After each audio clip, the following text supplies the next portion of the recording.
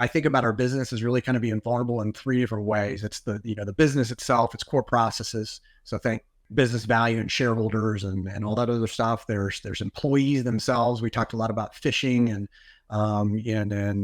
deepfake audio and things like that. And then on top of that, it's our technology processes that all could be vulnerable to these types of things. Generative AI is really just kind of the tip of the iceberg on this. And when we think about other areas out there, synthetic data, audio, video, others, where do you see concerns in that space? And where do you advise your clients in terms of protecting against them? Well, I mean, when you talk about synthetic data, I think that's where you start getting into some real issues. And again, we've seen this in my neck of the woods, where an AI will make an assumption that was drawn from many different data points to figure out a path that it should be taking. But the problem is that some of those data points are not based on reality. They're based on theoretical operations that may never have been tested in the real world, that may not directly apply to the real world. And it can produce some rather interesting output, which is great from an academic perspective. But the last thing in the world you want to see if you're applying this against your own business systems or business processes. So I think we will get there. My personal forecast is probably 3 to 5 years. We'll be in an area where you would need a small enough data set to make the right predictive analysis. But I don't think we're there today. And I think many companies are beginning to utilize these tools for purposes that they may just not quite be ready for yet. They will be soon, but I don't think they're ready for them yet. Yeah, I think about what you said there, Mike. I'm not going to name the company. I think came out with Teo, I believe, and the training data was us users interacting. Oh, Microsoft Hey, we can name it. They're very open about it. Yeah, Microsoft Hey. 15 minutes it became a racist, misogynistic troll on the internet. 23 hours. It made 23 hours, but they fed all of Twitter into one side of it, unfiltered fire hose into one end of it, and for lack of a better term, it created a psychopath. It underwent what a human being would be a case of a psychotic break and just went nuts. And it's that they've gotten a lot better at that. I don't think we're going to see another Tay situation because we've come quite a long way from that. Bard is starting to show signs of that. ChatGPT certainly is starting to show signs of, if it was a human being, we call it senility. But that's something that can be engineered around. I think we just shouldn't be pushing this to automate certain business processes that require that human element just yet. Well, and I mean, what you're getting into is something called reinforcement learning, right? And we know that the large LLMs have a lot of people that are doing the reinforcement, where it's just like, type in a question, is the answer right, yes or no, right? And some people I know have gotten similar kind of questions to them of, hey, what was this answer correct or not, right? And so reinforcement learning is that way to like really mess up your model, right? And I worry about all of that, right? Like, you've got Elon Musk talking about, I'm going to come out with Truth GPT. Well, what does Truth GPT mean, right? Like, whose truth is it? And I think much like history is written by the victors, you're going to see, the truth in the data set and everything is going to be written by those that create the models.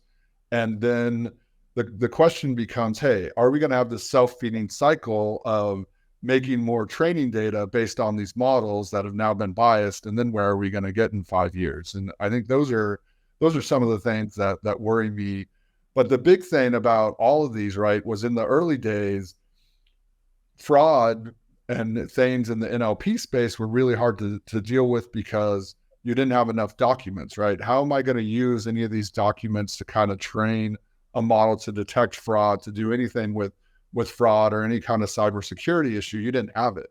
But now you can go to a large language model and ask it, hey, can you modify this document to be more fraudulent, right? Or add in these types of fraud. So now you're able to make these bigger data sets. So in some sense, that's going to help us create better models, right, to block this. But at the same time, you got to be careful because you don't want to block all your customers as well. And define, you got to be careful how you define all those pieces. But something called the Scunthorpe problem. And I'm not going to go into exactly what that is. You can Google it if you want, but that's a known issue with data systems that have to deal with interesting input. I think one of the bigger concerns, and Dr. Ryan, you brought this up, is that if we were to take something like Copilot that's ingesting all of this data from a company, now if a human being tried to ingest all of these different conflicting sources, conflicting opinions, conflicting ideas, all of which purport to be the source of truth, the human brain could break. And we're not even talking about a mechanically engineered or a technologically engineered AI. Human beings faced with that kind of dichotomy where everything is saying that it's the source of truth could get themselves into a lot of serious trouble. And that's a primary concern when we're talking about applying this to business processes just based on a limited data set. Paul, anything you wanted to add? Yeah, thanks. I do.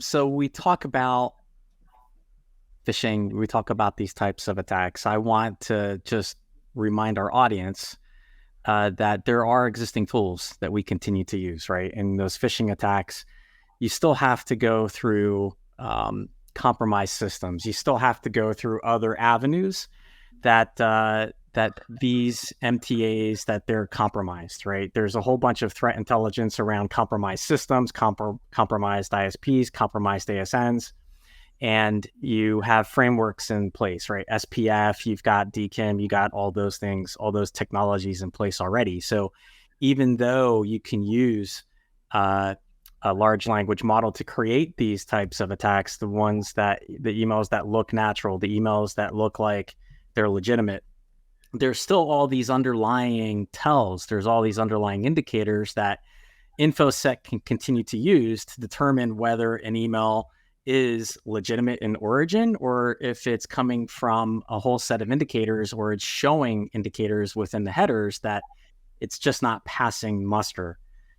So, when we talk about the output from these things, especially across email systems, there's all these other indicators that we can continue to use to tell us if an email is risky or not. What also excites me about LLMs is the ability as someone, as a cyber practitioner, from a defense perspective, right? There's so much intel, there's so many logs, there's so many audit trails now.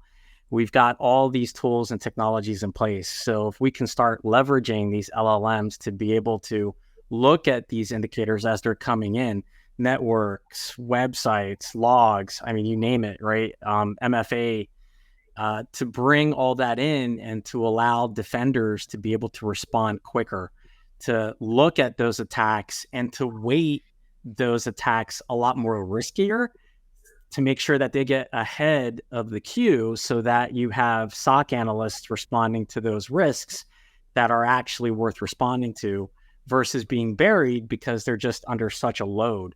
So that's what I'm really liking to see right now, is that companies are able to take in all that information and use generative AI to be able to spot the attack patterns a lot faster.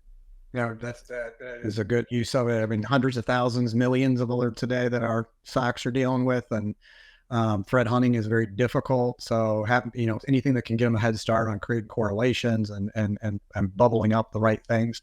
Agree. That will be a good piece for our businesses. Ram? Yeah, actually. Yeah. I mean, when it comes to defense, and, we spent quite a lot of time talking about the offense side of it using GenAI.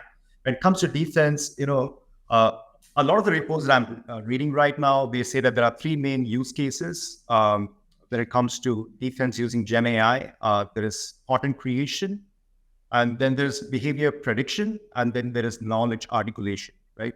And when it comes to behavior prediction, you can actually use generative AI to predict the next step in a pattern of behavior.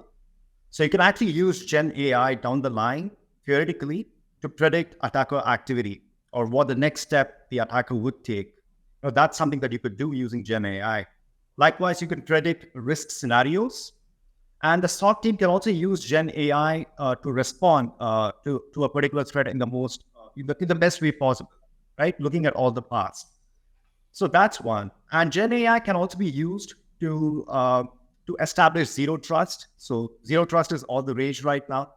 And Gen AI can be used to do that as well, where probably, it can be used to see what the effect of a particular policy would be. So It goes without saying that if you want to establish zero trust, or if you want to go forward in your zero trust journey, you want to establish certain policies, or you want to implement certain policies in the company, and you can use Gen AI to predict what the impact of those policies will be. So that's another thing that that we could start seeing down the line. Yeah, I love that word prediction. Having worked with threat intelligence for so long, you worry about the quality, right? You worry about the source. You want to make sure you take all that into account and create something that's high quality threat intel. But one of the ultimate outcomes for harvesting that threat intel and curating that threat intel is to be able to do the predictions, right? And I'm so excited about the LLMs to be able to help with those predictions and to create more accurate predictions. And we're already seeing it be successful. The fact of the matter is that a lot of threat activity is repetition of very well-known and very well-used patterns of executions or steps that are taken. And if I have a billion different potential scenarios that can be analyzed, I could see, does this particular scenario, can I predict if this scenario will go down that path? So predictive analytics, starting with more simplistic machine learning algorithms and now moving into things like LLMs, has always been an incredible strength in that word. I would challenge one thing, though, and that is, don't rely too much on the automation when it comes to remediation. And the reason is, the most efficient way to solve a particular problem may not be the best way in a given environment. For example, something is bypassing UAC. The most efficient way to fix that is to increase the strength of user account control, at which point your end users will quickly not be able to do their jobs anymore if you raise it up high enough. So there's still a human element involved in that, but saying pick from one of these three choices, they will all work very effectively, that's something we couldn't do 6 months ago or 8 months ago or 1 year ago, and that we can very effectively do today. Might be highly secure, though, if you can't get anybody in there. And something to add. There is always a trade-off. The most secure system in the world is a security joke. It's unplugged. But if we just got rid of everybody's access, we'd be safe. So. Yeah, but just narrowing the choices for potential remediation is a gigantic benefit. Anthony, so one thing that I think is very important that we need to talk about is AI has been around for years, right? We're not just starting to use it now. Now it's just come up again because now LLMs, ChatGPT is open to the public. Yes, ChatGPT, GPT-4, these are great. These are revolutionary technologies. But remember, when we say AI, before LLMs, when people said AI, they considered it machine learning, right? So remember the buzzwords, right? So even years before LLM was available, we already created what's called heuristic-based detections, right? Where we take millions of different samples and see how those attacks look like.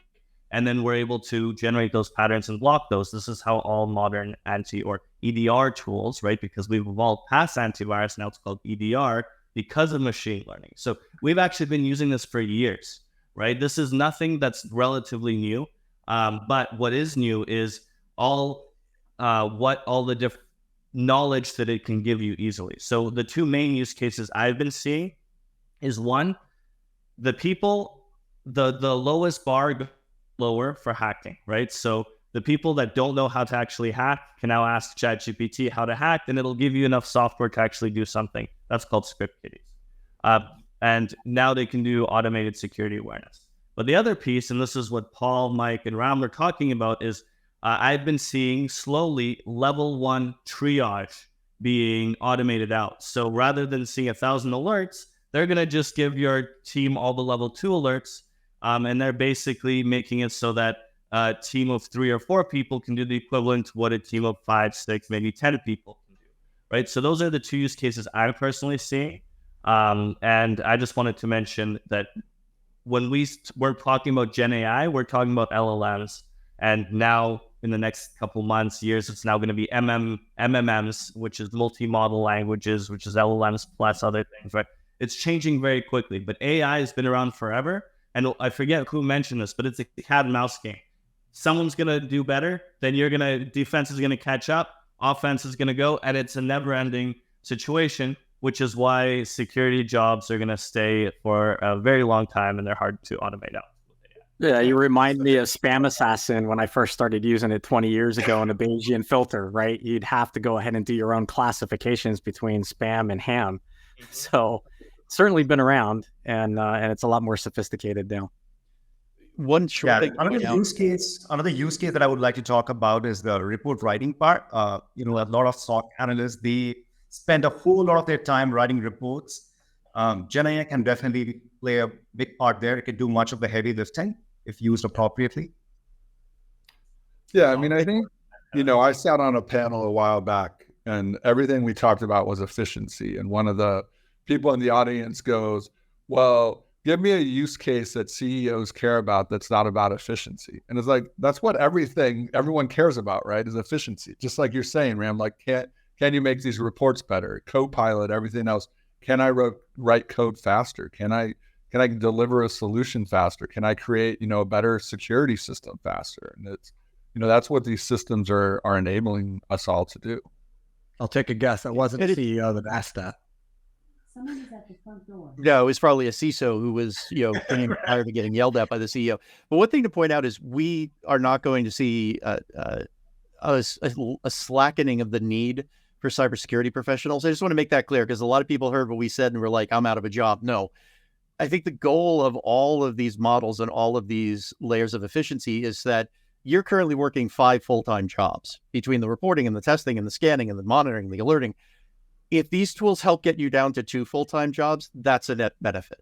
And that's what we're talking about here. Yeah, I mean, I think we're all out of a job when we all become batteries, right?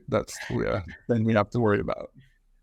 So that day may come, but we're not there yet. Nobody has to worry about losing their jobs to an AI in the short term. I mean, one example that I used to investigate years ago were the grandparent scams in Canada, where you would have someone impersonating grandparents up in Canada calling their, the grandkids and pretending to be their grandparent. Hey, I need money or something like that, right? Send it along to me, talking to the grandparent, right? And the grandparent may not have been talking to the son or the granddaughter in some time. But that's, you have a fraudster doing that, picking up the phone. Now with this, like, that's a concern, right? You can go ahead and grab, like we were talking at the beginning of this session, you can grab the voices of those grandchildren. You can go ahead and grab the context around the grandparents. And now you're creating a sophisticated attack that can be conducted over a phone call. In my mind, I kind of wonder, how do you detect something like that over a phone, right? That comes back to user education. That comes back to making sure that the person being called is context aware. And it was hard to do, 10 years ago. I can only imagine how difficult it's going to be now when you have these models that are impersonating people, not just with their faces and their voices, but also with the information that they're collecting around them. Well, I would say it's even scarier. I'm not sure if you guys saw the announcement from AWS, or not from AWS, from Apple, where you can record your voice and it can have like a conversation with people you don't want to talk to, right? Like, think about that. Like, pretty soon, people's 2 AIs on their phones are going to talk to each other, and you'll get a summary of what was discussed, right? Like, it'll be like, okay, cool, what was discussed? So what access do you give your AI, right, with agents and everything else, that it might be able to call APIs on your behalf and do other things? What happens when your Gen AI decides to give your, somebody else's fake grandma, cash or whatever, right? I mean, it'd be a crazy world. And that's the passion behind offensive security, right? You take a look at something that's built for a specific use case, and now you're trying to use it against something different. Like, I saw that article where there was a gentleman who was losing his voice, and he saved it on the Apple phone. So now he can read bedtime stories to his children. So there's a beauty to that technology, but then there's the undesired outcome, right? That miscreants are looking for and attempting to abuse. Yeah. First thing you learn when you're bringing products to market is the users are going to use it differently than you thought. So, right. Yeah. And if it's Apple, you won't be able to shut it off. But we're on LinkedIn, and this is a great example of a benefit that could be turning into something else. I use a service that I won't mention the name of because they're not paying me to evaluate a person's LinkedIn profile. It's using AI techniques. It's a combination of ML and a couple other techniques, and it can produce a psychological profile of that person based on their LinkedIn profile that I found to be about 80-85% accurate. That is something that's immensely beneficial to me and to especially to sales reps that I work with, where they're going with customers. But it could also be used to the opposite side of the equation to socially engineer somebody, because now you know what phrases and what methodologies and what talking points they're going to respond to positively and negatively, and when to reach out to them and all this other stuff. Its benefit is there, but we do need to be careful with it.